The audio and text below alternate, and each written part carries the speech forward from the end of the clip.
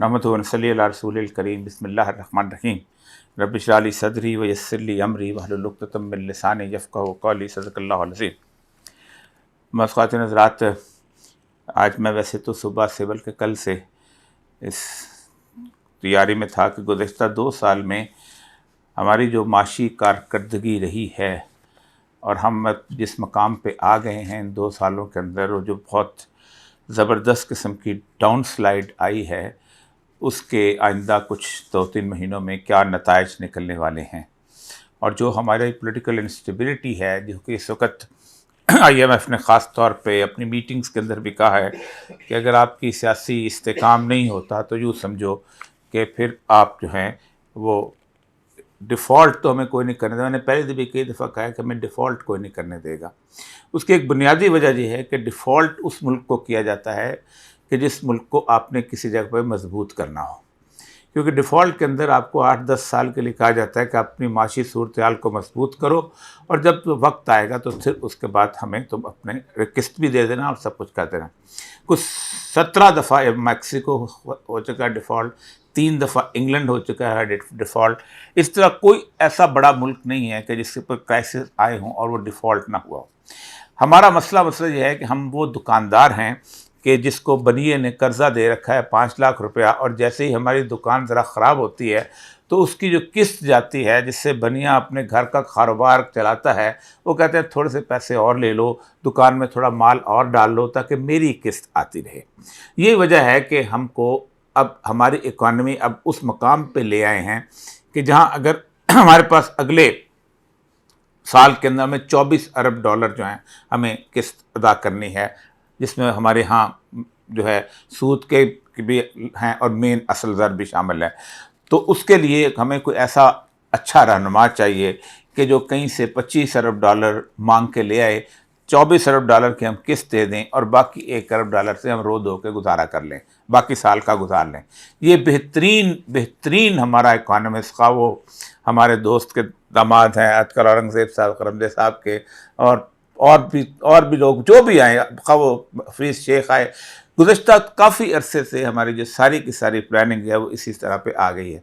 मैंने कई दफ़ा कहा है कि जब पहली दफ़ा हम 1958 में IMF के दरवाज़े पे गए थे तो हमने $35,000 लिए थे उनसे कर्ज़ के तौर पे, लेकिन वो $35,000 थी, वो उसको हमने इस्तेमाल भी नहीं किया था, वो रखे थे। लेकिन उन्होंने कहा था नहीं बच्चे तुम कर्ज़ ले लो, कोई मसला नहीं, जेब में रखो। वो हमने जेब में रख लिए, तो उसके बाद हमें आदत पड़ गई। और आप सोचें कि 1988 तक हमारा टोटल हुजम जो था वो 2-2.5 अरब डॉलर से ऊपर नहीं गया था, और फिर उसके बाद तो फिर ऐसे चला है। उसकी एक तो वजूहात भी हैं।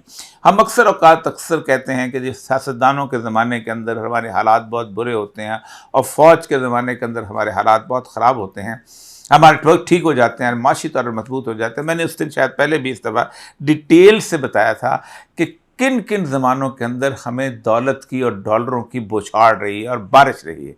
वो यकीनन उसी ज़माने के अंदर रही है और हमें कभी सोचने का मौका ही नहीं मिल सका, इसलिए कि ज़ाहिर बात है इतना पैसा आ रहा होता था कि हमारा डॉलर स्टेबल रहता था और हमें कभी ज़रूरत ही नहीं पड़ी थी। ज़ियाउल हक के ज़माने 16-17 रुपये का 1 डॉलर होता था, और ज़ियाउल हक के ज़माने में जितनी एड यहाँ पर आई है, एक तो वैसे एड आती थी, एक उसके साथ साथ हमारे यहाँ बाकी चीज़ें जो हैं, मतलब कहीं से असला ख़रीद के दे दिया, कहीं से कुछ खरीद दिया, वो हमने वहाँ से आगे निकाल दिया। जैसे अभी पिछले दिनों हमने फिर थोड़ा सा स्टेबल करने के लिए वही काम किया है कि 2021-22 के अंदर हमारा जो असला है वो बिका है $3.45 मिलियन का, $34.45 मिलियन का। और 2022-23 में चूँकि हमने यूक्रेन को असला दिया है तो हमारा जो है 348 जो है 35 गुना ज़्यादा असला जो है हमने बेचा है उनको, उनसे ख़रीदा गया है। तो वो यूक्रेन वालों ने भी हमें बहुत उसके ऊपर खासा मसला किया। लेकिन सबसे अहम तरीन बात जो इस वक्त कल की जो मैंने डिटेल आपके सामने मैं रखना चाहता था कि 2 सालों में हमने आखिरी हरबा ये इस्तेमाल किया कि हमने कहा कि नहीं, माशी तरक्की के लिए हम अपने सारे अदारों को साथ बैठाते हैं। SIFC बनाया हमने, उसमें आर्मी चीफ भी थे, बाकी लोग भी थे, जितने भी सब आ चुके थे। आज पॉलिटिकल स्टेबिलिटी ना हो, लोग ठीक ना हो तो नतीजा क्या निकलता है। मैं फिक्रें पढ़ता हूँ पाकिस्तान की इन्वेस्टमेंट के ऊपर, क्योंकि कर्ज का मुकाबला होता है कि आप इन्वेस्टमेंट कितनी लेके आते हैं। हर बात है, हम कर्ज में तो फंस गए हैं। अब आप इन्वेस्टमेंट करेंगे, जहां लोग पैसा लगाएंगे, कमाएंगे, उससे डॉलर आएंगे, और डॉलर आने के बाद आपका कुछ ना कोई रास्ता निकल आएगा। इन्वेस्टमेंट की सूरत हाल में फिक्रा सुने, the Pakistan the investment ratio has been plunged to its lowest level in 50 years, falling to just 13.1% the size of the economy in the outgoing fiscal year despite effort.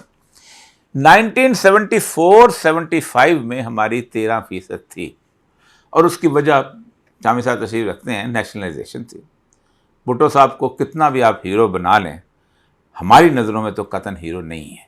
जो भी आप कह लें, जमहूरियत आइन दिया है, सब कुछ दिया, जितना कुछ दिया है, पाकिस्तान की माइशत को और पाकिस्तान की एजुकेशन, दोनों सेक्टर को बुनियादी तौर पर तबाह बर्बाद करने में जो उन्होंने हिस्सा डाला है, यानी आप सोचें कि उसके बाद पहली दफ़ा पाकिस्तान में ऐसा हुआ है कि इन्वेस्टमेंट लो लेवल पे आई है।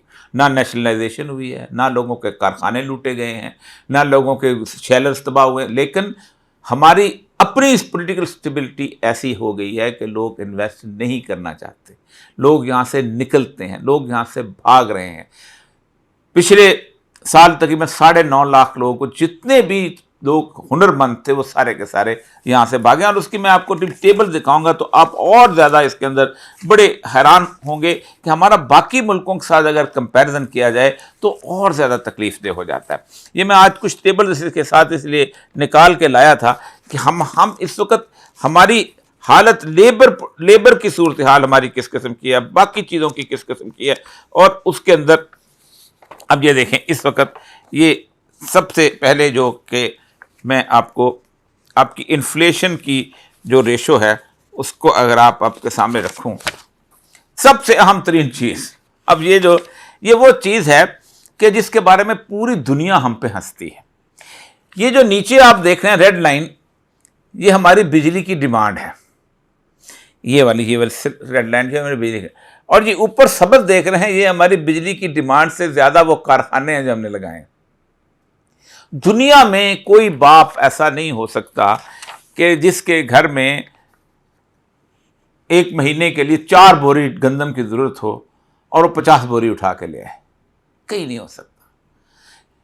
बेनज़ीर साहबा ने जिस वक्त IPPs लगाए थे, मुझे अच्छी तरह याद है कि उनका वो फिक्रा था कि हम इंडिया को भी बिजली बेच सकने वाले हैं, इतनी बिजली में, और मुझे याद है अच्छी तरह IPPs लग तो गए थे, लेकिन उस वक्त होता यह था, मैं अपना ज़ाती वाक़या आपको बयान करता हूँ कि मैं जो डिप्टी सेक्रेटरी हेल्थ था, तो मदद से उसकी जर्मन मदद से चिल्ड्रन अस्पताल खुल रहा था, तो चिल्ड्रन अस्पताल खुल रहा था, तो उन्होंने कहा कि भाई हमें ये जो रोज़ कस्टम वाले चेक करते हैं ना हमारा माल, तो हम वो नहीं उस पर कर, हमें कोई SRO ले दो, क्योंकि हम जर्मन कौम कहती है कि हम आपको मुफ्त का अस्पताल भी बना के दें और आपका टैक्स भी दें, तो टैक्स तो वेव ऑफ हो गया। तो वहाँ पर AR सिद्दीकी साहब होते थे, बड़े पतले से FPR के चेयरमैन थे, मैं उनके पास कोयटा से केस लेके आया, कोयटा की फाइल वो यूँ रखी होती है, दूँगा के लेके जा, तो केस लेके आया, तो मैंने कहा कि जी वो जर्मन जो है ना, वो कहते हैं कि ये देखें आपने उसको ना, उसको सिर्फ हबको बना था, ये हबको को आपने SRO दिया, जो मर्जी बुलाएं ये वो। तो मुझे ने बड़े मज़े से कहा आप भी 10% रख देना उनका, तो हम आपको भी SRO दे देते। A bureaucrat saying to a junior bureaucrat, जब इस लेवल पे कॉम्प्रोमाइज़ हुआ था तो सूरत हाल क्या बन सकती होगी, क्या कुछ नहीं हुआ। मुझे आज जो हबीबुल्लाह कोस्टल हमारे सामने बना, किस तरीके से उसको फिर ये एक तो पहली ये चीज़ है कि सबसे बड़ी, और आज तक कोई अल्लाह का बंदा इस मसले को हल करने को तैयार नहीं है।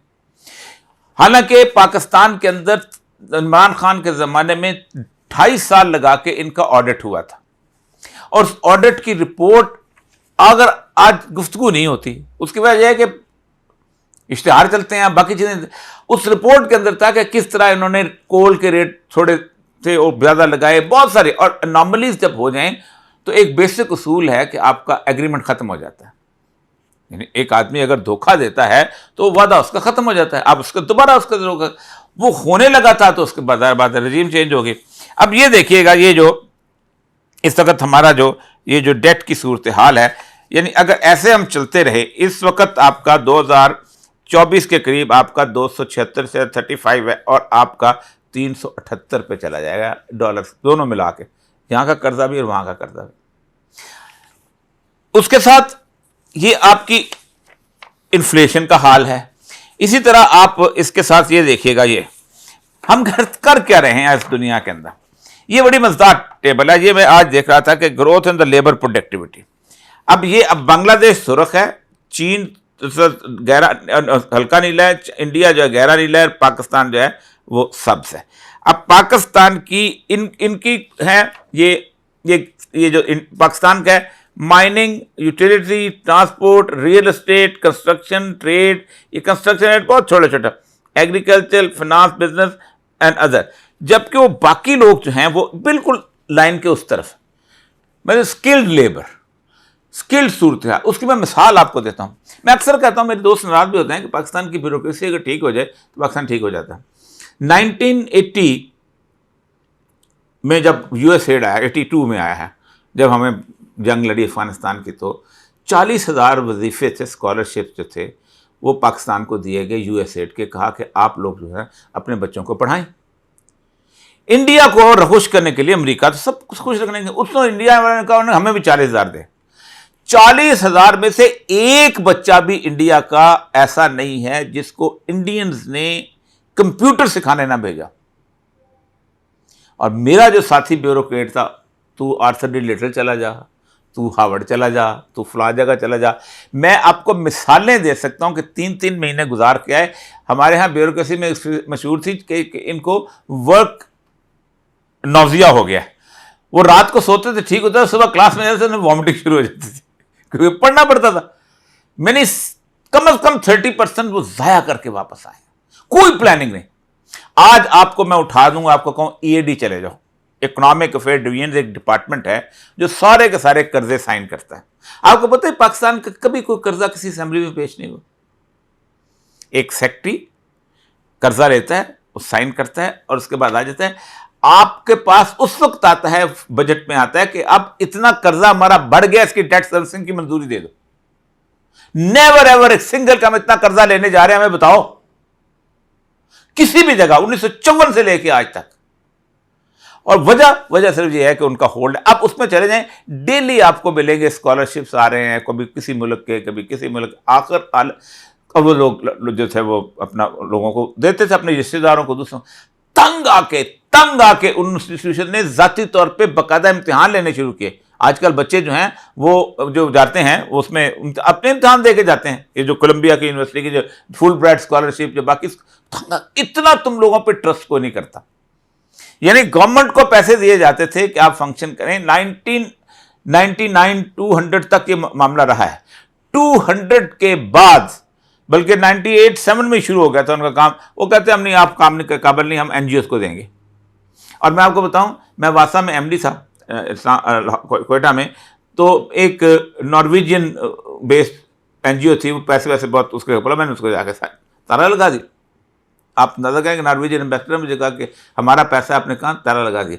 जितने पैसे वासा की सीवरेज के खर्च हो रहे थे ना, वहां पर गवर्नमेंट कर रही थी, जितने करोड़ रुपया, उससे 3 गुना ज्यादा एडवोकेसी और अवेयरनेस में एनजीओ को दिया जा रहा था कि लोगों को बताना है साफ रहने के क्या तरीके होते हैं और सीवरेज क्या होता है, और सीवरेज के ये तो ये इसलिए मैं कह रहा हूं कि मैं आज असल में ये लाया था। लेकिन एक और उसके साथ जो इशू है वो बहुत अहम है, और वो उसके ये आपने ये देख लिया आपने SIFC की परफॉर्मेंस। और आप हालत ये है कि आज अतार साहब कहते हैं कि SIFC हमारी रेड लाइन है। रिकॉर्डिक का जो प्रोजेक्ट है, मैं चागी में था जब वो साइन हुआ था, और I was one of those, वो जो सारे उसकी इम्प्लीमेंटेशन के वो आए थे। रिकॉर्डिक के बारे में मैंने उससे पूछा, BHP के हेड से, मैंने कहा कि are you going to explore another सेंधक? तो उसने मुझे कहा कि if we have to explore another सेंधक, we could have shifted much earlier.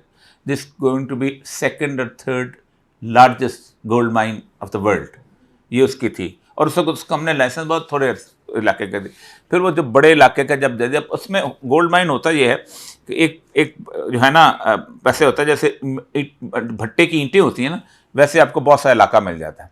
आप उसको खोदते हैं, खोद के पहले उससे मट्टी निकालते हैं, मट्टी निकाल के हल्का हल्का बुरादा सा निकल आता है ओवर टाइप, उसको फिर आप स्मेल्टर में डालते हैं। स्मेल्टर में डाल के आप उसको फिर बड़ी बड़ी लेके जाते हैं, वहाँ आगे फिर आगे जाके उसको अलहदा करते हैं। उस पर 1 या 2% अगर गोल्ड मिल जाए तो बड़ी बात है। बाकी तांबा होता है, बाकी उसमें चांदी होती है, बाकी उसके अंदर वो होता है। ये नहीं होता कि वो पत्थर पूरे का पूरा गोल्ड का मिल जाए, ऐसा नहीं होता कभी भी।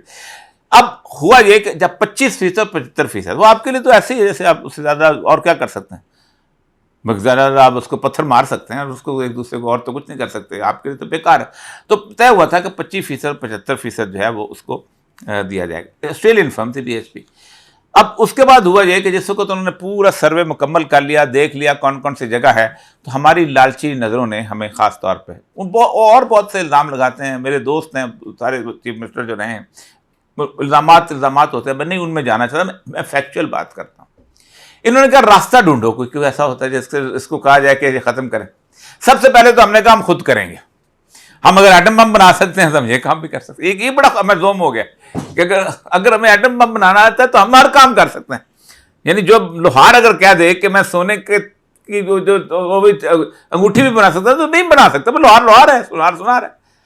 तो असल मतलब ये है कि हमने हमारे साहब थे समर मार्कमन साहब, अल्लाह ताला उनको सेहत दे, उन्होंने कहा कि उन्होंने पहले तो वो उसमें आए, लेकिन उनको पीछे टाल दिया। उन्होंने कहा अगर ये कर सकते हैं तो हम खुद भी कर लेंगे, उसके ऊपर एक बहाना तलाश करो। उन्होंने कहा कि हम इसको ले जाएंगे और चाइना में जाके इसको रिफाइनरी करेंगे इसकी। उन्होंने कहा नहीं, तुम चाइना में नहीं, तुम इधर रिफाइनरी लगाएगा। ये कैसे हो सकता है कि तुम चाइना में, तुम उधर चोरी कर लो, उन्होंने अपने बंदे बिठा लो, फिर चाइना में क्या करना है। उन्होंने कहा मसला सारा ये है कि पूरी दुनिया वाले चाइना में माल सस्ता रिफाइन होता है, वहां इसलिए लेके जाते हैं, मुझे अपनी रिफाइनरी लगाने की क्या जरूरत है। अगर एप्पल का जो टेलीफोन है वो चीन में बनता है, अगर जैगवार की कार चीन में बनती है, सस्ती बनती है, उसको और कोई गोरे को और क्या तकलीफ है चीन में जाने की। उन्होंने सारी की सारी फैक्ट्रियां अपनी सारी की सारी बंद की, खोले चीन में लेके। दो चीजें हैं चीन के अंदर, एक तो सस्ती लेबर है, दूसरा डिसिप्लिन लेबर है, हड़ताल नहीं करती। असल तो मतलब ये बाकी जगह पे कहीं ना कहीं हड़ताल, दूसरे चीज से डिमांड नहीं होते। उन्होंने ऐसा मौजूद तंग ने उनको 4 साल जो कल्चरल रेवोल्यूशन में सीधा किया, बिल्कुल सीधे तीर की तरह किया, वो जाते हैं सर। तो इन्होंने कहा नहीं, उनका नहीं है। इसके ऊपर उन्होंने कहा कि हम तुम्हारा लाइसेंस कैंसिल करते हैं। उसने कहा अपने बंदे वहां भेजो, साथ हर ट्रक के साथ भेजो, हर उसके शिप के साथ भेजो, वहां जाके देख लें कितना सोना निकले। वो फिर हमने $10 अरब का केस हारा, जो फिर एर्दोगान और इमरान खान का। अब उसमें हुआ ये है कि अब हम कर क्या रहे हैं, अब कर ये रहे हैं कि उसमें हमारा पाकिस्तान का एक हिस्सा है, यानी 25% फेडरल गवर्नमेंट, 25% टोटल है, उसमें 15% फेडरल गवर्नमेंट ने और 10% सूबे को कर लिया। उन्होंने कुछ मैनेज कर लिया, उसके अंदर सूबे को कम कर दिया, पहले से टोटली सूबे का था। वो जो पाकिस्तान का फेडरल गवर्नमेंट का है ना वो शेयर, वो हम ढूंढते फिर रहे हैं, मोहम्मद बिन सलमान को, दूसरे को, तीसरे को, उनको जाएंगे किस तरह उनसे ढूंढें और जाए। अब वो भी उससे तैयार नहीं हो रहे। उसकी एक बुनियादी वजह यह है कि हमने पाकिस्तान के अंदर जितनी नॉन सीरियस हमारी माशी एक्टिविटी रही है, 1992 में गवादर में, जो लोगों ने गवादर देखा हुआ है, वहाँ एक पहाड़ है कोहे बातिल। 1992 में हमने उसका बहुत बड़ा सिंगार हाउसिंग स्कीम बनी थी, बड़े बड़े लोगों के प्लॉट हैं वहाँ पर, हमारे बहुत सारे दोस्तों के प्लॉट हैं। बेनज़ीर के 18 प्लॉट हैं, नवाज शरीफ साहब के 16-17 प्लॉट हैं, अशवानी का उसने होटल बनाया हुआ है वहाँ पर। वो जो हमारे होते थे क्या में पाकिस्तान के बड़े रहनुमा जो दाऊद फैमिली, उनके वहाँ प्लॉट्स हैं, सबके प्लॉट्स हैं। जाहिर बात है फ्यूचर था, उनको नजर आता था फ्यूचर। तो मेरा एक दोस्त था जिस जानवर दश्ती, वो उन्होंने कहा 20,000 रुपये भेजो, मैं प्लॉट में, मैं प्लॉट तो लेता नहीं हूँ। तो उन्होंने कहा नहीं मैं जमा करा था, मैंने जमा ना कराओ तब भी। तो उस दौरान नीपा में था, मैं नीपा में ले गया, उन्होंने एक हमारे जैसे कहते हैं इंट्यूशन वाला बंदा, वो बोला कि जी चांद पहला डेवलप हो जाएगा, ये नहीं होने लगा, वो चांद पहले बन जाएगा। अब अंदाज़ा करें 50,000 की आबादी थी, 50,000 की आबादी को पानी देना, बिजली देना, सड़कें सोने की बना के देना कोई मुश्किल काम था? कोई मुश्किल। एक बाजार था और चंद गलियां थी। उस जमाने, मस्कत के ज़माने के 3 कुएं थे, बड़े बड़े पहाड़ के नीचे बनाए हुए थे। पानी आता था उसका, बारिश का, एक में आता था, फिर फिल्टर होकर तीसरे साफ होकर आता था। उसके सामने बहुत ज़बरदस्त किस्म का, शानदार किस्म का उन्होंने एक बनाया हुआ था, छोटे छोटे क्यूब थे इस इतने साइज़ के, जिसमें समुद्र का पानी जमा होता था, वेपोरेट होके बुखारात बन के पानी आता था। वो पुराना तकतीर का जमल होता था, वही रहा। 6 घंटे की बिजली, हर चीज वहां बनी है ग्वादर के लोगों के लिए। हदायतुर रहमान क्यों बेचारा चीखता है? इसलिए चीखता है कि तुम्हारे 5 स्टार होटल बन जाता है तुम्हारा वहां पर। फिर सबसे बड़ी बात थी, उस दिन हम चीखते थे, सबसे पहले उन्होंने ये किया कि गवादर डेवलपमेंट अथॉरिटी जो है उसका ऑफिस इस्लामाबाद में बना दिया। लाहौर में एलडीए बने तो लाहौर की, पंजाब गवर्नमेंट की, कराची की बने तो कराची की, वहां बड़ी मुश्किल लड़ रहा कि अहमद शलाड़ी साहब हमारे, उनको बकायदा वहां से लगा दिया गया। ठीक, ओके, लग गए, अच्छी बात हुई, आ गए। अब गवादर डेवलपमेंट अथॉरिटी की उस हिस्से के उसमें फंड नहीं है, बाकी जगह। वजह यह थी कि राबन राफील, मैं आज भी बताता हूं, बार बार बताऊं, हमारे मीटिंगों में आकर यूं कहती थी, तुम गवादर तुम बना रहे हो, हम तुम्हें किसी और को देने नहीं देंगे। और हम सुनते थे, खामोश थे हमारे लोग बैठ के, आम मीटिंग में, आम होम डिपार्टमेंट्स की मीटिंग में बैठ के कहा करती थी वहां स्पेशल। तो मैं असल में कहता हूं कि लेकिन एक और अब सूरत हाल पैदा हो गई आज, जो अदालत की हालात हैं।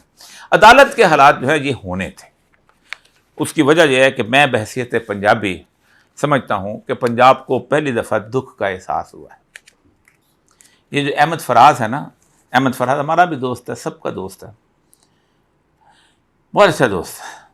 10 दिन से वहाँ उनके खा रहा है, मैं भी कुछ 3-1 दिन गुजार के आऊँ, मुझे भी उस अजियत का पता है इसलिए मैं। लेकिन वो जो सुर पे बजा के गवादर में शायरी करने वाला शख्स जो था, वो तो 10 साल के बाद बरामद हुआ था बेचारा। मेरी एक बहुत करीबी दोस्तों का एक बच्चा 14 साल के बाद आया। किसी जगह कहीं कहीं तो आप रुको यार। कि मैं एक दोस्त से मिला, उसने मुझे कहा था, मेरे 40 साल का दोस्त, जब मैं यूनिवर्सिटी में पढ़ाता था उस ज़माने में वो भी पढ़ाता, क्या हाल है, और ये मैं बोलूँगा आप पाकिस्तानी? मैं कहा तुम पाकिस्तानी नहीं हो? कहते 8 साल से मेरा बेटा लापता है, उसकी लाश ला दो, मैं पाकिस्तान का झंडा लगाऊंगा अपने दरवाजे पर। ये दुख हमें पहली दफ़ा इसका एहसास हुआ है। जिस वक्त हमारा एक दोस्त पुलिस मुकाबले में बंदे मारा करता था तो लोग उसको हीरो कहते थे, मैं उसको, मेरा यार है, मैं कहता था नहीं, ये रास्ता गलत है यार, तुम कितना भी ऑनेस्ट हो, ये रास्ता गलत है, किसने तुम्हें इख्तियार दिया है?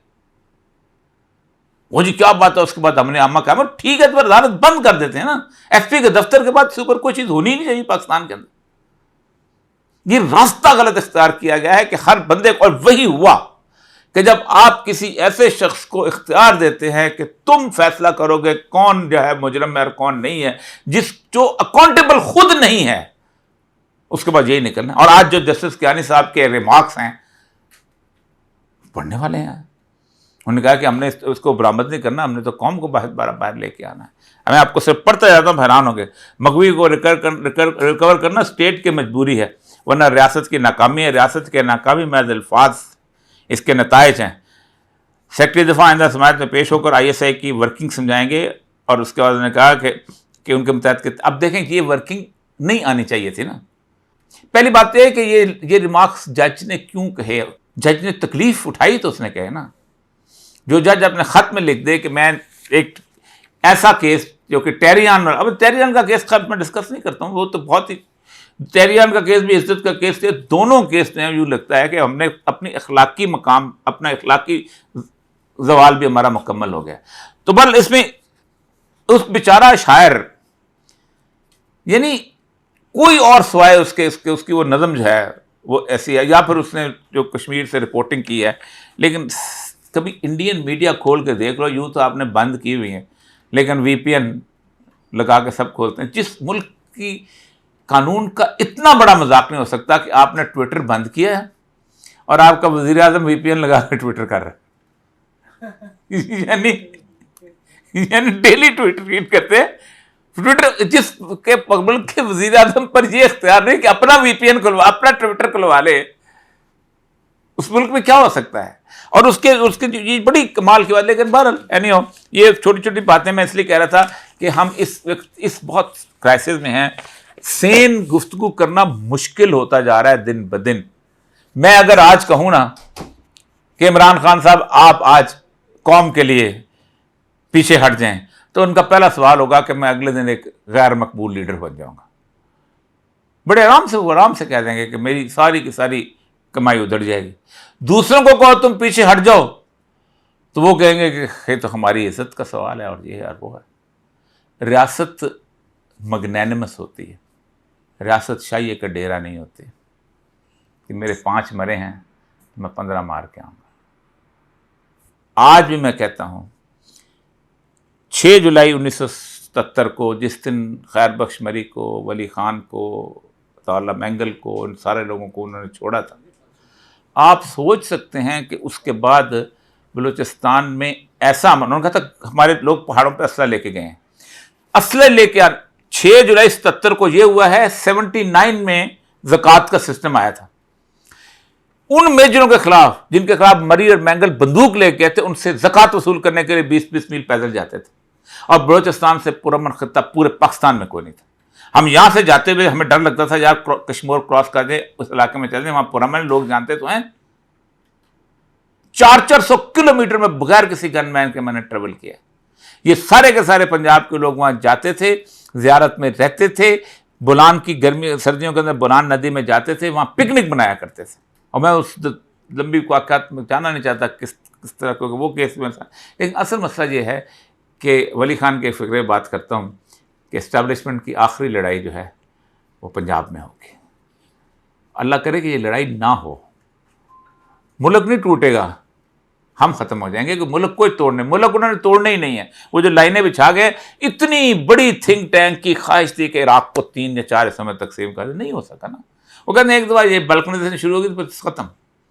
अडवाणी के पास में बैठा हुआ था 2007 में, तो बातें शुरू हो गई पाकिस्तान के तोड़ने। उसने कहा पाकिस्तान का तहफ़्फ़ुज़ इंडिया का तहफ़्फ़ुज़ है। Balkanization of Pakistan will start the balkanization of India. Punjab अलहदा हो गया, दूसरा पंजाब छोड़ेगा, उनके साथ रहेगा। कश्मीर कश्मीर उनके साथ रहेगा। अजीब व गरीब सूरत हाल शुरू हो जाएगी। वो बन गई, लेकिन बुरे हाल के साथ। इब्राहिम रईसी को इत्तेफाक है हादसा या मतलब किसका हाथ है आपके? मैंने से पूरी वीडियो कर दी है, ऐसी बात हर चीज़ को हादसा, खुद ईरानी इसको हादसा कह रहे हैं।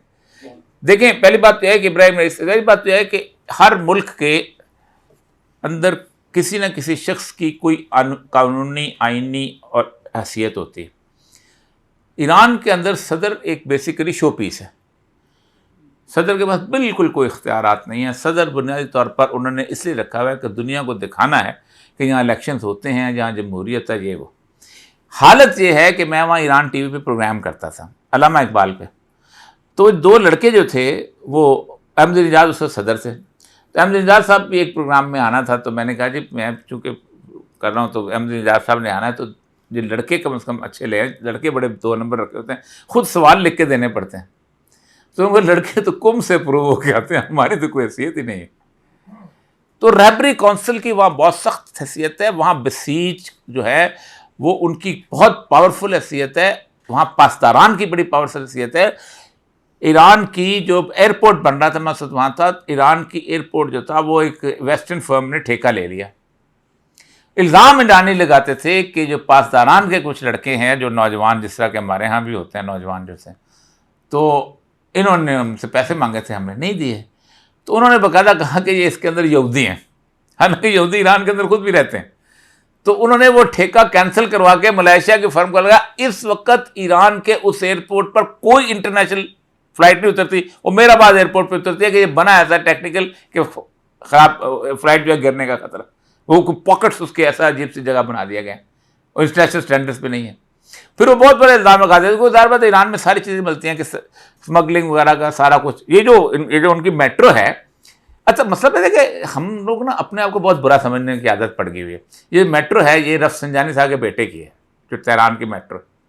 मैं एक दफ़ा यहाँ लाहौर इस्लामाबाद में जा रहा था, तो मेरे साथ वो ईरानी में, मैं मीटिंग में आया था ईरान से, तो ईरानी भी थे। तो अचानक अपना गाड़ी चलाते हुए इशारा था रेड, तो मैंने इशारा क्रॉस कर दिया। तो मुझे वो कहता है फारसी में कि ये तुमने ईरान से सीखा होगा ना, ये इशारा क्रॉस कर।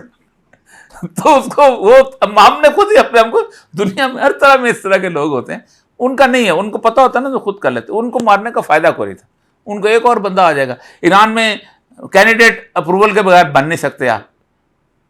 कोई बंदा इंडिपेंडेंटली वहाँ इलेक्शन नहीं लड़ सकता, उसकी अप्रूवल होती है वहाँ से कुम से। वो 3 बंदों का लेते हैं, उसके बाद वो इलेक्शन लड़ता है। फिर उसके बाद और भी बहुत सारे उनके धंधे हैं उस इलेक्शन के प्रोसेस के अंदर। लेकिन एक बात है कि उन्होंने एक चीज़ बना ली है, एक फॉलोइंग है। और फिर वो रानी कहते हैं कि इस सिस्टम से बेनिफिशरी बहुत ज़्यादा है। नहीं, 7-8 लाख बसीज है, 11-12 लाख पासदारान हैं, फौज है, दूसरी चीज़ें हैं, पब्लिक सर्विस कमीशन है ही क्यों नहीं? कुम से खत आता है, तुम सफ़ीर लग जाओगे, वहाँ से खत आता है समझे, तो वहाँ कंट्रोल है, बस ठीक है। सर मेरा सवाल ये है कि हम देखते हैं कि या इदारे कह लें या शख्सियात कह लें, आपस में ड्रैगर्स ड्रॉन वाली बात है, पोजीशन बड़ी सख्त है सबकी। तो पाकिस्तान के अंदर कोई इंटेलेक्चुअल या कोई ऐसा ग्रुप जिनके बड़े बड़े कदकाठ हैं, जिनको हम जिनसे बड़ी उम्मीदें हैं, कोई ऐसा नहीं है कि जो हम बड़ा सुना भी है कई दफ़ा, ये लफ्ज़ भी, टर्म भी, ट्रूथ एंड रिकॉन्सिलिएशन, उस तरफ जाने को या लेके जाने को इतना कोई भी इतनी वजनी कोई ग्रुप नहीं है? देखें, पहली बात यह है कि नेल्सन मंडेला को जब रहा किया गया था तो नेल्सन मंडेला से ये नहीं कहते पहले तुम गुनाहों की माफ़ी मांगो फिर हम तुम्हें रिहा करेंगे। नेल्सन मंडेला को, अब जो लोग साउथ अफ्रीका गए वो उस जजीरे को देखा होगा, नेल्सन मंडेला की कैद इस तरह की रही, अगरचे कैद थी, कैद होती है। मैं उनके पोते से भी मिला हूँ जो मुसलमान हो गया हुआ है। थिंक टैंक का जहाँ तक ताल्लुक है ना, पाकिस्तान नहीं पूरी मुस्लिम उम्मा वो बदकिस्मत है कि जिसने गुज़श्ता 5 साल से इल्म पे खर्च करना बंद कर दिया। ऑक्सफोर्ड जो है ना, ऑक्सफोर्ड सिटी, उसके अंदर 322 घर पाकिस्तानियों के हैं, 3 लोगों के, 120 एक के हैं, 110 एक से हैं, 100 कुछ एक के हैं। आप हैरान होंगे कि उस ज़माने में ज़मीनें खरीदी 3 लोग, ऑक्सफोर्ड के द रिचेस्ट मलक का नाम है, मलक का रियाज मलक उधर के, एक स्कॉलरशिप नहीं है पाकिस्तान के लिए उनकी तरफ से। ये बेचारे वो शिविंग के स्कॉलरशिप और उसके स्कॉलरशिप लेके पलते हैं। एक मैंने खड़े हुए कहा बर्मिंघम में, वो जो एक बैठे हुए थे, मैंने कहा कुछ शर्म की मकाम कम से कम ये है कि आप जिस मुल्क का दम भरते हो उस मुल्क के बच्चे जो हैं वो गोरे के स्कॉलरशिप पे आके यहां पढ़ते हैं, तुम्हारे साथ मोहब्बत कैसे करेंगे वो लोग? आप किसी से कह दें मैंने जनाब अपना आज करना है, यहाँ पर यतीमों के लिए स्कूल बनाना है, फलाने कर दीजिए, आप उससे कहें कि मैं एक ऐसा अदारा बनाना चाहता हूँ कि जिसमें खालिसतन इस तरह का थिंक टैंक बने जहाँ से लोग PhD करेंगे। लोग कहेंगे ये फजूल सा काम है, इसमें आप क्यों लगते हैं? यूनिवर्सिटी, दुनिया की जितनी बड़ी यूनिवर्सिटीज़ हैं वो सारी जो हैं उनमें वो उस पर चलती हैं फाउंडेशंस के ऊपर। आप जाएंगे, आपके पैसे नहीं हैं, काबिल हैं, आएँ तशरीफ़ लाएँ, पढ़ें। 12 कम से कम मैं यूनिवर्सिटियों के नाम ले सकता हूँ कि जो यूनिवर्सिटियों के गिर्द बड़े शहर बने। पहले यूनिवर्सिटी बनी है फिर शहर बना है। कैम्ब्रिज पहले यूनिवर्सिटी बनी है फिर शहर बना है। ऑक्सफोर्ड पहले यूनिवर्सिटी बनी है फिर शहर बना है। हार्वर्ड जो है और वो पहले यूनिवर्सिटी बनी है फिर उसके बाद उनका वो बड़ा सा शहर बना है। ऑस्टिन पहले यूनिवर्सिटी बनी है फिर उसके बाद शहर बना है। आपका कोई एक शहर बताएं ऐसा? आगे पहले फूड स्ट्रीट बनती है फिर शहर बनता है। तो थिंक टैंक को काम उन्होंने किए नहीं। सच्ची बात, अपने आप को सोचना चाहिए ना, अपने कुछ नहीं, इल्म के ऊपर। अच्छा, हमारे यहाँ एक अच्छी बात यह है कि हमारे यहाँ बड़े लोग जरूर पैदा हुए जिन्होंने इंसाइक्लोपीडिक काम किए। मैं कभी कभी मौलाना मौदूदी का काम देखता हूँ, अकेले बंदे का काम नहीं, इंस्टीट्यूशन का काम लगता है। मौलाना अशरफ अली थानवी का काम देखता हूँ, अकेले बंदे का काम नहीं, इंस्टीट्यूशन का काम लगता है। मतलब इंसाइक्लोपीडिक काम है, हैरान कुन काम, लेकिन इंडिविजुअल करके आपने कुछ नहीं किया वैसे, और आप सोच लें क्या आपने उन लोगों के साथ किया क्या इन लोगों के साथ। तो इसलिए थिंक टैंक वाला काम हमको नहीं। नॉर्वे और आयरलैंड और स्पेन ने जो 28 मई को रिकॉग्नाइज करने लगे स्टेट ऑफ पैलेस्टाइन को, इसके बारे में कैसे नेटो के... देखें, ये बुनियादी तौर पर कोई ऐसे अचंभे की बात नहीं है। पहली बात तो यह है कि क्या इस 2 नेशन को, जो पैलेस्टीनियन, क्या इजरायली मानेंगे? बेसिक फसाद ही तो यही है। 11 अप्रैल 1909 को रॉथशील्ड 66 बिलियनर्स को लेके तल अवीव में पहुंचा था। याफा एक जगह थी जहां एक शहर था, वहां पर यहूदी कुछ सिट्रस उगाते थे, ये जो होता है मुख्तलिफ किस्म के नींबू और ये चीज़ें, और वो बेचते थे। वो जगह कम हो गई तो उन्होंने इर्द गिर्द कुछ रेत के टीले खरीद लिए। तल अवीव उस टीले को कहते हैं जिसके नीचे पानी हो हिब्रू के अंदर। तो लेके पहुंचा था और उसने 66 लोगों को घर लौट किए थे और एक सिनेगॉग, ज़ुबान हिब्रू ख़त्म हो चुकी हुई थी। जो बाइबल है ना, इसका हिब्रू का कोई नुस्खा नहीं मिलता। जो आखिरी नुस्खा है वो यूनानी में मिलता है। खुद तौरात की और तालमूद की हिब्रू की कॉपियाँ नहीं मिलती। यदश ज़ुबान बोला करते थे यहूदी जो थे। उसने सिनेगाग बनाया था और उसने कहा था एक बात याद रखो, हम एक काम के लिए आए हैं, ये झंडा है हमारा, इसके एक नीचे लाइन है नील दरिया की और दूसरी लाइन है उसकी फुरात की, इसके दरमियान हमने एक आलमी रियासत कायम करनी है। वो नहीं मानते और हमास भी नहीं मानती, हम लोग भी नहीं मानते। दो नेशंस के ऊपर आखिरी जो शाह फैसल जिनको शहीद किया गया, आखिरी जो है तकरीबन एग्रीमेंट हो गया हुआ था उस ज़माने में, क्योंकि निक्सन जो था ना ट्रंप का एक तरह का रूप थी, क्योंकि वियतनाम की वार उसने ख़त्म की, उसने निकलो यहाँ से, यहाँ भी ख़त्म करवाना चाह रहा। आखिरी यरूशलेम के ऊपर तो लड़ाई सी कि इंटरनेशनल सिटी बनाएं या जा क्या करें, यहाँ पर भी यही है। जो आखिरी मायदा जो कैंप डेविड वाला जो है, जो ओस्लो एकॉर्ड वगैरह, वो सारे के अंदर यही है, लेकिन इसराइल उसको तस्लीम नहीं करता। पहली बात है इसराइल तस्लीम नहीं करेगा, और इसराइल को तस्लीम करने की दो तीन वजूहात हैं। गजा की जंग इकोनॉमिक जंग है इस वक्त, और पूरी की पूरी आलमी बरादरी की जंग है गजा के। पहला उसका रीज़न ये है कि नहर स्वेज़ के ऊपर पिछले साल एक जहाज़ फंस गया था और उससे कम से कम 100 to 150 बिलियन डॉलर का नुकसान हुआ था ट्रेड का। गजा का जो स्वेज़ का रास्ता है ये है रेतला। अब वो कहते हैं कि एक तो मिस्र से निजात हो जाएगी, दूसरा सऊदी अरब को साथ मिलाया, अकबा का जो कोना है सऊदी अरब का इसराइल को जब मिलता है वहाँ से निकालेंगे, और गजा जो है वो पहाड़ी इलाका है, वहाँ से नवे स्वेज़, और स्वेज़ है भी वन वे ट्रैफिक वाली, एक दफ़ा जहाज़ से चलता है फिर दूसरी दफ़ा आता है। जब तो उसको अभी ड्रेजिंग के लिए उन्होंने कोई 10 अरब डॉलर मांगे थे, हमारे यहाँ कहते हैं सी पैक से हम बड़ी कमाई कर लेंगे। 50 साल से स्वेज़ जो है वो हो रहा है, मिस्र का कुछ नहीं बना, कि जब करप्शन होती है तो कुछ भी नहीं होता, बेशक जहाँ सी पैक हो रहे कुछ भी करो। एक तो वो उनका एक रीज़न है। दूसरा 1993 में यासर अरफात ने एक एग्रीमेंट किया था यूरोपीय यूनियन के साथ कि गजा के अंदर जो तकरीबन 350 trillion gas cubic feet gas के ज़खायर हैं वो आप ले लें, हमें उनमें लेने की भी ज़रूरत नहीं। वो एग्रीमेंट कर गया। उसके बाद हमास आ गई, जीत की आ गई, हमास को उन्होंने गवर्नमेंट नहीं बनाने दी वहाँ इलाके में, वहाँ महमूद 2 इलाके ही रजा कर दिए। दूसरी रीज़न ये है कि आप, और तीसरी रीज़न ये है कि वो चाहते ये हैं कि जितने भी फ़लस्तीनी हैं, पहले उन्होंने जॉर्डन भेजे थे जिस पे वो लड़े थे बहुत ज़्यादा, जिसे हम कहा जाते थे औलख साहब गए थे, उन्होंने बाकी उनको उनका जो ठीक किया था, उनका जो इनकलाबी बन जाए। और दूसरे जो मिस्र चले जाएंगे वहाँ मुर्सी खुद संभाल लेंगे, सीसी खुद संभालेंगे, मुर्सी बेचारे अल्लाह को प्यारे हो तो खुद संभाल, तो उनको, लेकिन वो वापस नहीं जा रहे, वो वहीं पर रह रहे हैं, वहीं पर मर गए। कुछ दिन मैंने यहाँ आप देखें 236 मसाजिद शहीद हुई हैं। एक बाबरी मस्जिद के ऊपर कितने चीखे थे आप लोग, 236। हर रोज 12 बच्चे शहीद होते हैं, और मैं उस दिन बड़ी तफसील से बता रहा था कि उनमें से एक दिन की उम्र के कितने हैं, बाकी तफसील पूरी डिटेल मैंने बताई है कितने। 78% जो उनका टोटल सीवरेज का सिस्टम है तबाह बर्बाद हो गया। और ये नहीं है, गुज़श्ता 24 साल से they are in a big camp, jail में नहीं है वो, जेल में कैदी के हकूक होते हैं, उनके तो हकूक ही नहीं थे। जो लोग रफा बॉर्डर पे गए हैं उन्होंने देखा होगा कि वो नीचे बेचारों ने 100-200 सुरंगें लगाई हुई हैं, बीच में अपना ज़ख्मी छोड़ जाते हैं, वो जाके ले जाते हैं, वो इस आफ की गाड़ियाँ खड़ी होती हैं, कायरो में ले गए, वहाँ को और फ़लस्तीनी बेचारा उसने इलाज करवा दिया, कुछ आटा पहुँचा दिया, कोई रोटी पहुँचा, और लोग पहुँचाते तो है, करते तो है बेचारे, लेकिन कमाल है ना। लेकिन बदकिस्मती की बात यह है कि पूरे ही दुनिया में उनके हक़ में हड़तालें हुई हैं सिवाय मुस्लिम उम्मा के। मैं शामी साहब एक जगह तकरीर करने गए, मैं आपको मज़ेदार बात बताऊँ, फ़लस्तीन में मुझे कान में एक साहब ने तकरीर करने बोला, सर ज़रा ईरान के हक़ में ना बोलिएगा। बाद में मुझे पता चला कि फंडिंग कहाँ से आ रही है, पर मुझे अंदाज़ा हुआ कि जब हम इतने तकसीम हो जाएँ। बलूचिस्तान के हालात क्यों नहीं अच्छे हो रहे?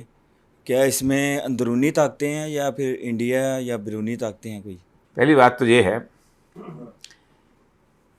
कि इंडिया उसी वक्त आता है कि जब आपके यहाँ कोई नफ़रत पैदा होती है। देखें, मेरी उम्र के जो लोग हैं ना, उन्होंने एक बहुत बड़ी मूवमेंट देखी है जो आपकी लोगों की उम्र में लोगों ने नहीं देखी, वो थी कम्युनिस्ट मूवमेंट। और कम्युनिज़म की एक बाकायदा यहाँ पर इन्फिल्ट्रेशन थी, और हमारे सारे अदीब शायर जो थे वो उसकी मदद करते थे।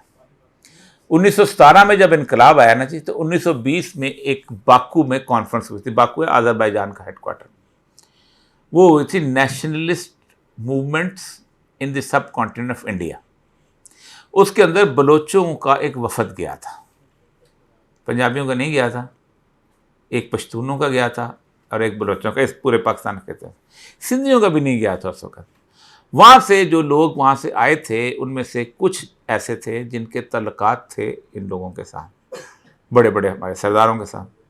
तो सरदार जो थे ये पढ़े लिखे, मसलन खैर बख्श मरी साहब स्टालिनिस्ट थे, स्टालिन को बहुत मानते थे। जो अकबर बुगटी थे वो बिल्कुल इस्टेब्लिशमेंट के आदमी थे, और लेकिन वो कहते थे कि नहीं, हमें अपना हक भी और तरीके से लेना होगा।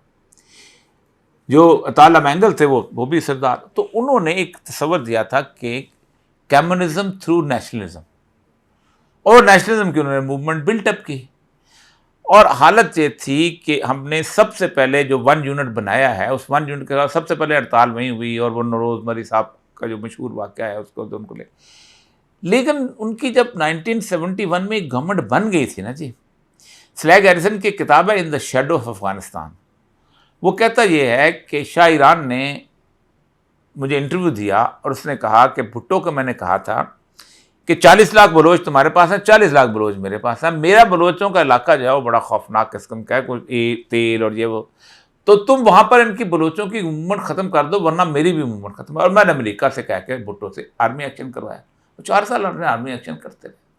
आप मुझे बताइए कि कोई पहाड़ का कोना नहीं था जहाँ पर, मैंने खुद देखा है 1992 में उतरे थे हम लोग सारे जो थे, मैं जब मस्तूम मजलिस थी, कि जहाँ कोने पे एक मलेशिया का बंदा नहीं बैठा हुआ और सिंबल लेके जनाब ये आग को उड़ा।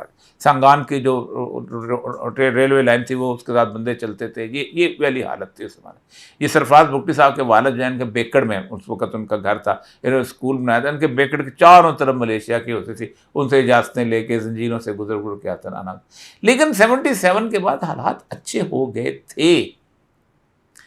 मैं आपको बताऊं, अफगानिस्तान की 88 में जब गया है रूस, 88 से लेके 2001 तक किस्सा खानी बाजार रात को 3 बजे तक रौनक अफरोज होता था, हम चाय पीते थे।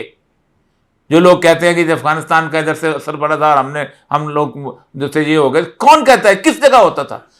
सूरजगंज बाजार जो है उसका और फ्लोरा का जो होटल है उस फलूदे वाला रात 3 बजे तक खुला होता था। ये तो जब आपने अमेरिका के साथ फिर सौदा किया और फिर आपने यूटर्न लिया, फिर आपका घर शुरू हुआ। तो हमारा मसला यह है कि बलूचिस्तान के अंदर हमने जो कुछ भी किया है दूसरों के कहने पे किया है। 3 आपने अड्डे दिए हुए थे, जैकबाद का अड्डा दिया हुआ था, उसका शमसी का अड्डा दिया हुआ था और दालबदीन का अड्डा दिया। 57,000 आप जहाज उड़ के वहाँ से वहाँ गए, क्या होगा लोगों को नहीं पता। फिर आपने मजदूर भी वहीं से लेने हैं, सारा कुछ वहीं से करना है, काम भी वहीं से उनसे लेना है। और आप हमारी इंटेलिजेंस एजेंसी का सोर्स क्या है? 3 गन रनर्स, नारकोटिक स्मगलर्स और स्मगलर्स, नारकोटिक डीलर स्मगलर्स, यही होते हैं जिसको पकड़ते हैं। ये हमारा सोर्स है। अब वो जब इस तरह के लोगों के इन्फॉर्मेशन के लिए बहुत जरूरी होता है, वो फिर आगे जो कुछ सोसाइटी के अंदर गन फैलाते हैं ना, उसका आप सोच नहीं सकते। और लड़ाइयाँ अपनी नहीं लड़, लड़ाई किसी और की लड़ रहे। लोग कहते हैं कि हमारे पास उस तरह की इंडस्ट्रीज़ नहीं है, हमारे पास उस तरह की पावर नहीं है, हमारे पास मुस्लिम साइंटिस्ट नहीं है जिसकी जो हमें इस तरह की पावर जो है मुहैया करें, जिसकी वजह से हम इस हवाले से लैग कर रहे हैं। मुझे एक बात समझ नहीं आती कि इसराइल की अगर एग्जांपल ले तो उनके पास एक सिस्टम खड़ा हुआ है और जितने बिजनेसेस हैं और जो कुछ है उस सिस्टम को सपोर्ट करता है, उस सिस्टम को एम्पावर करता है। अगर हमारे पास एक सिस्टम ही नहीं है तो हम किस चीज़ को एम्पावर कर रहे हैं? अगर हमारे पास बहुत ज़्यादा एम्पावर करने वाले लोग आ भी जाते, फॉर एग्जांपल बिजनेसेस आ भी जाते हैं। और दूसरा मेरा सवाल ये है कि आजकल बहुत से प्रोटेस्ट के अंदर ये जो एक डिमांड की जा रही है कि जो आर्मी है वो खड़ी हो और आर्मी जो है वो हमारे जो राइट्स हैं या फ़लस्तीनियों के जो राइट्स हैं वो लेके दे। क्या ये जो डिमांड है हवाओं में तीर चलाने के मुतरादिफ है या फिर ये सही में कोई इससे होगा कोई वायबल एक चीज़ है? तशरीर, पहली बात तो जो आपने कहा ना कि मैं आपसे कहूँ, आपका यहाँ लाहौर में 4 कनाल का घर है, आपकी एक फैक्ट्री है, फैक्ट्री से आप कम से कम 10-15 करोड़ महीने का कमाते हैं, एक प्लाजा भी है। मैं आपसे कहूँगा कि नकुंडी एक जगह है बलूचिस्तान में, वहाँ 3 दिन के बाद खाना आता है, सब्जी वब्जी कहीं, पानी भी 3 दिन बाद ट्रेन लेके आती है। रेगिस्तान है, बलोच जो हैं कहेंगे तुम्हारी जान का दुश्मन है कि क्यों यहाँ आ गए हो, तो आप जाएंगे? अब नहीं जाएंगे। यहूदी वहाँ लंदन छोड़ के, ब्रुकलिन छोड़ के, पेरिस छोड़ के, बर्लिन छोड़ के आया था और इससे कई गुना बड़ी जायदादें छोड़ के आया था। पीने को पानी नहीं मिलता था वहाँ, कोई पैस्चर लैंड नहीं थी वहाँ, कोई कहाँ जाके बकरियाँ पाल लेगा तो चला लेगा, कोई टेक्नोलॉजी नहीं थी। किस लिए आया था? उनको यकीन था कि उनके एक पैगंबर यस्आ ने उन्हें कहा है कि तुम्हारे दरमियान एक मसीहा आएगा जो हज़रत दाऊद अलैहिस्सलाम की थ्रोन, उनकी सीट पे बैठ के आलमी हुकूमत कायम करेगा। वो उस यकीन पे हर यहूदी वहाँ आके बैठा हुआ है। और हर यहूदी जो है, कभी आप उनके यौम कपूर के नगमे सुने जो वो गाते हैं, और कभी उनके वो जो रोटी जब वो पकाते हैं बड़ी जो है वो जैसे क्या कहते हैं, वो जो उस रोटी पकाते हुए जब बांटते हैं तो उनकी उनको उस कहते हैं हम देख रहे हैं कोई यहूदी यार, जो इकबाल के वो मशहूर थे ना, भी रसद मर्दे के जंजीर गुलाम में यार, ये लेवल आपके अंदर खुद आएगा तो होगा। किसने आके उनको इकट्ठा किया था 1979 में? उस वक्त तो सारी दुनिया उनको 2000 साल जो मार खाई है, सारी दुनिया दुश्मन थी। ये बाल्फोर एग्रीमेंट तो 1916 में आगे कहीं हुआ है, जब वो बासल के शहर में जमा हुए हैं स्विट्जरलैंड के, जब उन्होंने प्रोटोकॉल ऑफ ज़ायनिज़्म लिखा। कुछ नहीं था उनके पास, पैसा था, दौलत थी, नफरत साथ थी। शेक्सपियर का ड्रामा जो है मर्चेंट ऑफ वीनस, शाइलॉक लिखा हुआ था, तो दुनिया कहती थी कि ये शाइलॉक है, कि वो जो उसका मशहूर उसका ड्रामा है कि एक यहूदी से कर्जा ले लेता है एक बंदा जो है जाने वाला, और वो जब वो कहता है कि मैं तुझसे लिखता है कि मैं तुम्हारे एक पाउंड हमारा तुम्हारा जो है वो गोश्त लूँगा अगर तुम कर्जा ना दे सके। तो उसके बाद वो मशहूर है कि उसका अच्छा लॉयर मिल गया उसको, तो उसने कहा कि ठीक है तुम गोश्त तो ले सकते हो, लेकिन खून का एक कतरा भी गिरा तो फिर से मतलब। तो शाइलॉक का तस्वर है कि यहूदी ऐसा होते हैं कि कर्जा लेने में तो इंसान का गोश्त भी ले लेते हैं। तो वो करैक्टर कोई ऐसी मुझे बता दीजिए, ऐसे शहर में चले जाएँ अमेरिका बरतानिया जहाँ यहूदियों के लतीफ़े ना बने। गेटोज़ में रहते थे जहाँ पानी नहीं थी, बिजली नहीं था, सीवरेज नहीं था, फैसिलिटीज नहीं। 300 साल तक इंसानों वाले नाम रखने की इजाज़त नहीं थी उनको। कोई डॉग रखता था, कोई कुक रखता था, कोई गोल्डस्मिथ रखता था, कोई ब्लैक स्मिथ रखता था, ये नाम रखते थे। तो पहले तो बात यह है कि बहैसियत कौम हमें यकीन ही नहीं है कि हमारे भी हज़रत ईसा अलैहिस्सलाम या इमाम महदी ने आना है। एक दूसरा यह है कि जहाँ तक इस फ़ौज का तल्लुक़ है, दुनिया में अब जो फ़ौजें बन गई हुई हैं, ये बन गई हैं नेशंस आर्मी, नेशन, ये अपने मुल्क के दिफा के लिए बनी है। 1920 में जो पासपोर्ट का डिज़ाइन आया है, 1924 में वीज़ा रेगुलेशंस आई हैं, 1926 में सारा कुछ वो बॉर्डर सिक्योरिटी फोर्स, ये नहीं, ये अपनी नेशन के बगैर उनको वो जो भी करेगा ना, वो उनके लिए वो एक गुरिल्ला है, एक मर्सनरी है। खा वो ची गुवेरा हो, खा वो साम बिन लादन हो, खा कोई हो, वो सारा जो है वो ये कहते हैं अपने मुल्क का दिफा करो। उधर तक चिड़ियाघर में के बना दिया उन्होंने, 190 एक मुल्क हैं। 1920 से पहले बगदादी हकीम यहाँ आता था, यहाँ दुकान खोल लेता था, कोई नहीं पूछता था। हिंदी ताजर जाता था, वहाँ जाके अपना बगदाद में बैठ जाता था, कोई नहीं पूछता था। कोई शिराजी है तो कोई कहीं का है, कोई जहाँ से वहाँ गया हुआ है। अब उन्होंने वो चिड़ियाघर बना दिया है, इसलिए हम तड़ी तो लगा सकते हैं जैसे यमन ने लगाई है, लेकिन मुझे लगता यह है कि ये वक्त आ जाएगा कि जब ये बॉर्डर ख़त्म हो जाने, जब बड़ी जंग छड़ी होती है ना, तो फिर बॉर्डर ख़त्म हो जाएगा, फिर शायद कुछ हो जाए। बजाय कि अपनी गलतियों को सुधारने के वही आज भी वही चीज़ चल रही, रविश चल रही है कि घोड़े को बिठाना है या गधे को लाना है या खच्चर को लेकर आना है। तो इसी सोच में ये पड़े हुए हैं और इस तरह जो लोगों में नफ़रत पैदा होती जा रही है। और दूसरी बात यह है कि अपनी गलतियों को सुधारने की बजाय जो लोगों को उठा लेना, लोगों पर जुल्म सितम करना, अरशद शरीफ को कत्ल कर देना, इमरान रियाज को उठा लेना या अभी शायर को उठा लेना, तो इससे तो जनरेशन जो है, नौजवान जो है, उसके अंदर मज़ीद नफ़रत पैदा होती जा रही है। आप सोशल मीडिया पर देखें तो हमारे आर्मी चीफ्स के और ISA के चीफ जो है उनके बनाई जा रही मीम्स बनाई जा रही हैं। तो इससे आने वाला वक्त क्या है कि हम किसी ऐसे दहाने पे तो नहीं बैठे हुए कि जिसको शायद चिंगारी की ज़रूरत है। और हम देखिए, मैं सिविल सर्विस में रहा हूँ। सिविल सर्विस की और आर्मी की ट्रेनिंग को ज़्यादा मुख्तलिफ नहीं है। हम जब राइडिंग सीखने जाते थे तो हमारा जो राइडिंग का उस्ताद था वो हमें लेक्चर देता था कि this is not mere riding, ये तुम सिर्फ एक घुड़सवारी नहीं सीख रहे हो, this is that how you have to control the public. कि तुम्हारी एड़ी के इशारे से वो तेज़ कैसे भागेगा और ट्रॉट कैसे करेगा और वॉक पे कैसे आएगा। आपको पता है कि जो साइस होते घोड़े में छोटा घुड़सवार होता है, वो ज़ोर से ज़ोर लगा के नहीं रोकता उसको सिर्फ ज़रा सा हल्का सा इशारा होता है, वो रुक जाता है। 1920 के अंदर जो ऑफिशियल सीक्रेट एक्ट आया था, उस ऑफिशियल सीक्रेट एक्ट में ये बताया था कि इस मुल्क के अंदर 5 लाख या 6 लाख जो लोग हैं जो सिविल सर्विस के और इसके हैं, ये हैं असल वफादार, बाकी सब हैं बुनियादी तौर पर गद्दार। हाँ, साबित कर दें महब वतन तो उनके सब शक नहीं, लेकिन गोरा हमसे बहुत बेहतर था, मान लेना चाहिए। 1919 में ये बाद में आया सीक्रेट एक्ट, उसी के बाद आया है। जलियांवाला बाग, जिन लोगों ने अमृतसर गए वो देखा, जलियांवाला बाग में डायर ने ये किया था, आपको पता है कि वो रोक के उसने फायर किया था, बेशुमार लोग मारे गए थे। सैफुद्दीन किचलू साहब जो तकरीर कर रहे थे, तो जिस वक्त ये सारा हंगामा हुआ, आप अंदाज़ा करें जनरल डायर के ख़िलाफ़ इंक्वायरी बैठी थी और इंक्वायरी का जो हेड था वो एक सेशन जज था, और उसने कहा था कि इस शख्स को फ़ौज से निकाल दिया जाए और इस शख्स को आइंदा किसी भी किस्म की मुलाजमत नहीं मिलनी चाहिए। फ़ौज से उसको निकाल दिया गया था और मुलाजमत के बारे में उसको ये दलील दी गई थी कि इसने बड़ी खिदमत की है अफ़गानिस्तान के अंदर, तो इसको कि मुलाजमत हम दे देंगे सब कुछ। तो एक बात तो ये है कि हमारी ट्रेनिंग इस किस्म की हुई है। मैं पहली दफ़ा जब डिप्टी कमिश्नर लगा तो काजी फायज़ साहब के बहनोई जो थे वो चीफ सेक्रेटरी थे, होम सेक्रेटरी थे, मेरी थोड़ी सी रिश्तेदारी भी उनकी। तो मुझे कहते हैं पार्टनर तुम जा रहा है ना, एक दफ़ा जाके ना ऐसा पकड़ के वो करना ना कि धूम मच जाए कि क्या डीसी आया, फिर 2-3 महीने बस सब ठीक हो जाता। ये सोच पाई जाती है। हमारे एक चीफ सेक्रेटरी थे पौनीगर साहब, पारसी बहुत शरीफ लोग हैं, इंतहाई मस्कीन किस्म की, वो सियालकोट में लग गए।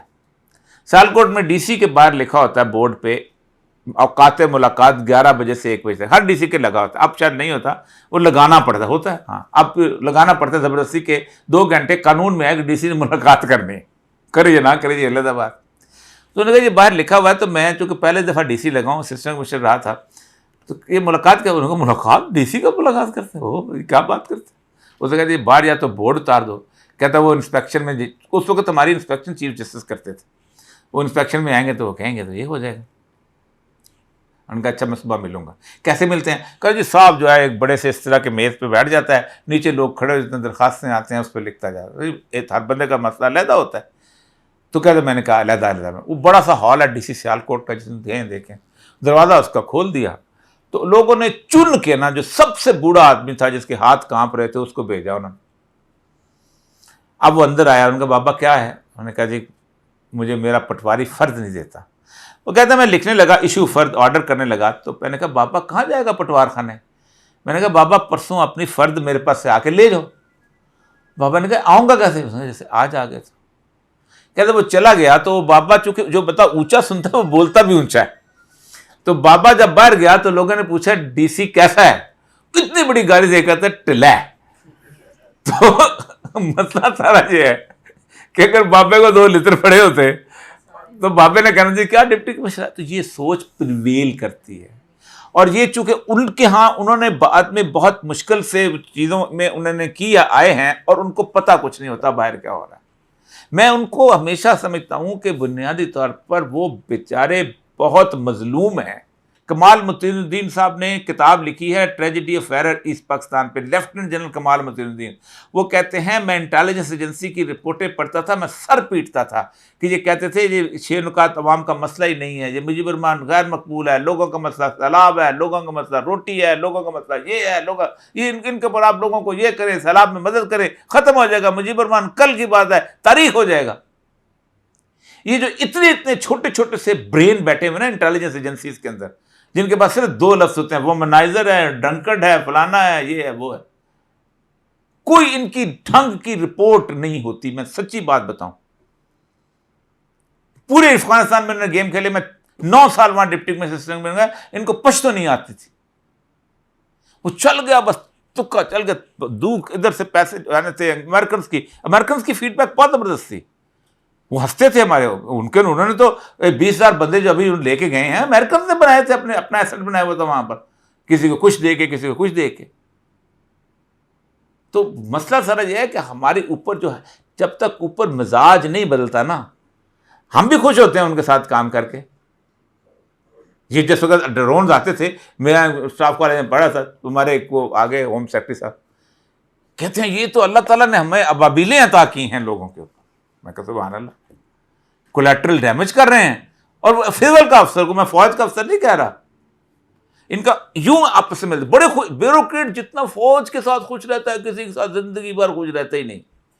ना प्रमोशन रुकती है, ना कोई और चीज़ होती है, सिर्फ एक आदमी की बात माननी होती है। लोगों को जब बुलाया, लोगों को उठा तो देख के ऐसी की तैसी हो जाती है। तो ये इनका गठजोड़ है, ये आपको पूरे का पूरा रिवाइव। मैंने इमरान खान साहब कहा था, एक बात याद रखो, मैं अपनी बात नहीं कर रहा हूँ, पाकिस्तान को ब्यूरोक्रेसी ने ठीक करना है। अगर ये ठीक होगी, और इनको कोई अंदर का बंदा ही ठीक करके दे सकता है, बाहर का कितना भी बंदा ठीक नहीं कर सकता। और अंदर का बंदा भी वो जिनको इनके साथ कोई दिलचस्पी ना हो। वरना ईश्वर सैन साहब को लगाया और 4 साल बैठे रहे, इतनी मोटी किताब लिख के चले गए, बस यही करते हैं। जो पाकिस्तान के कर्जे हैं बाहर के मुल्कों में, और आपने बताया कि कोई इदारा है साउथ अमेरिका का, शायद फ्रांस का, जो कि उनके पास सारा पैराफर्नेलिया है, जो कि मतलब बता सकता है कि किसने कितने कर्ज दिए और कहाँ ज़ाया किए हैं। तो मैं ये गवर्नमेंट तो शायद नहीं करेगी, मेरा मतलब आप जैसे। जी मैं बता मैं उससे बहुत काम किया मैंने। देखें, अक्सर लोग कहते हैं खादिम रिजवी साहब जो था ना, वो बड़ा अजीब बड़े लगाता था कि अगर आपने हमें कर्जा मांगा तो आया जे गौरी। ऐसी बात नहीं है जी, ये हकीकत है। एक मुल्क था एक्वाडोर, उस मुल्क में 2016 में एक आदमी इलेक्ट हो गया, उसका नाम था राल्फ कोरिया। ब्रसल्स में एक ऑर्गेनाइजेशन बनी हुई है, उसका नाम है committee for the abolition of illegitimate debt. वो कहते हैं कि ये जो डेट लोगों ने लिया होता है ना, which is debt which was accrued for the benefit of the few is illegitimate. जो चंद लोगों की मर्जी के लिए, चंद लोगों की सहूलत के लिए लिया जाता है, वो इलिजिटिमेट। मतलब जब 97 में ये मोटरवे बना, तो आज तो आपको अच्छा लगता है, लेकिन 97 में हमारी ज़रूरत नहीं थी उस वक्त, लेकिन हमने बना लिया। हम कुछ और चीज़, इसलिए और बहुत सारी चीज़ें, मतलब एयरपोर्ट के ऊपर कंगी पाम के बूटे लगाने की क्या ज़रूरत है? अंग्रेज ने माल रोड पूरी की पूरी खूबसूरत बनाई है, पीपल के दरख्त से बनाई है, क्या खूबसूरत माल रोड, ठीक।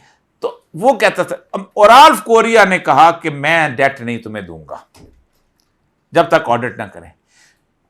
9 महीने में एरिक टुसां को बुलाया ब्रसल से, उसने 74 लाख कागजात स्टडी किए, कुछ 6 लाख के करीब डॉक्यूमेंट स्टडी किए, और उसने एक पूरे का पूरा वो बनाया। ये मेरे सामने, ये मैं फिक्रे पढ़, शायद मैं भी इसके अंदर पढ़ा होता, मैं आपको फिक्रे पढ़ के सुनाता हूँ। ये कोई दीवाने की बड़ नहीं मैं जो सुना रहा हूँ आपको। उसने कहा कि ये हम नहीं देंगे, और उसने वॉल स्ट्रीट से अपने सारे के सारे जितने भी थे ना, वो मंगवा लिए, अपना बॉन्ड जो थे।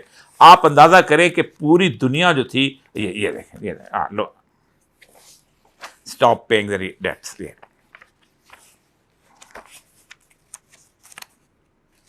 उसने कहा कि ये उसने मंगवा लिए, और आप अंदाजा करें 26% पे रह गए।